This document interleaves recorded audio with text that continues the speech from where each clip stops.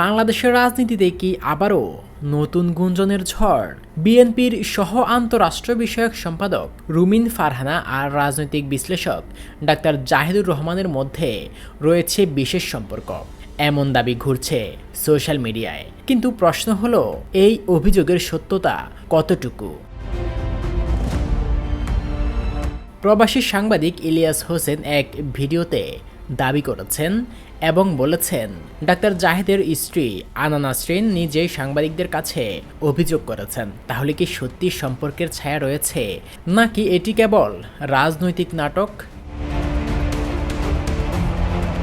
Viral হওয়া ছবিটি থেকে কি প্রমাণ হতে পারে? ফ্যাক্ট চেক সংস্থা রিউমার স্ক্যানার স্পষ্ট জানিয়েছে ছবিটি আসল নয়, এটি এডিটেড। আলাদা দুটি ছবি কৃত্রিম বুদ্ধিমত্তার মাধ্যমে জোড়া লাগানো হয়েছে। তাহলে প্রশ্ন হচ্ছে, যখন প্রমাণই নেই তখন গুঞ্জন ছড়াচ্ছে কেন? রুমিন ফারহানা নিজেই বলেছেন, এটি রাজনৈতিক উদ্দেশ্যমূলক অপপ্রচার। তার দাবি, অজ্ঞাত ফেসবুক আইডি ব্যবহার করে আমার পরিবারকে আঘাত করা হচ্ছে। তাহলে কি সত্যি এটা রাজনৈতিক চরিত্র হনন, নাকি এর পেছনে রয়েছে অন্য কোনো ব্যক্তিগত হিসাব নিকাশ?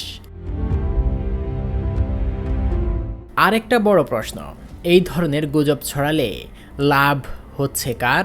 রাজনৈতিক প্রতিপক্ষ নাকি সোশ্যাল মিডিয়ার ট্রাফিক হান্টারদের? আইনগত পদক্ষেপ নেওয়ার প্রস্তুতি চলছে বলে জানা গিয়েছে, কিন্তু আদালতে গেলে কি আসল সত্য প্রকাশ পাবে, নাকি সবকিছু থেকে যাবে কেবলই গুজবের ঘূর্ণিতে? একটি ছবি, একটি ভিডিও সোশ্যাল মিডিয়ায় ছড়িয়ে পড়তেই মানুষ বিশ্বাস করতে শুরু করে। তাহলে প্রশ্ন হলো, আমরা কি যাচাই না করে সব বিশ্বাস করে ফেলি? দর্শক, আপনার কি মনে হয়, এটি কি সত্যিকারের সম্পর্কের খবর, নাকি পরিকল্পিত গুজব?